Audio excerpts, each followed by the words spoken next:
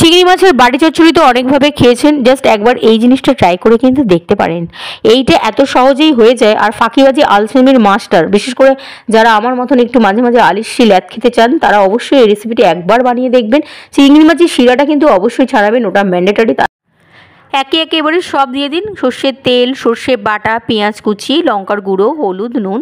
আর বেশটি করে মাখাবেন, এমন করে মাখাবেন যেন নুন মশলাগুলো চিংড়ির গায়ে ভালো মতন ঢোক।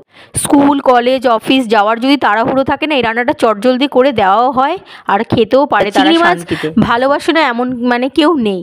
এবার এটাকে টিফিন বক্সে দিয়ে ওপর দিয়ে দুটো কাঁচা লঙ্কা, সর্ষের তেল দিয়ে দিন। তারপর এটাকে ঢাকা দিয়ে 10 থেকে 15 মিনিট এটাকে স্টিমে দিয়ে দিন। কড়াইতে এরকম জল বসিয়েছি, যে কোনো থালা বা বাটি দিয়ে এরকম আপনারাও করতে পারেন, ঢাকা দিয়ে দিতে পারেন। ব্যাস দেখুন নেমে গেছে আর পেঁয়াজ পুরো গলে হালুয়া হয়ে গেছে, তার মানে এটা ভালো কুকড হয়েছে। এবার গরম গরম ভাতের সাথে আপনি নিজে খান, অন্যকেও খাওয়ান, আর ভালো লাগলে অবশ্যই ট্রাই করে দেখবেন একবার।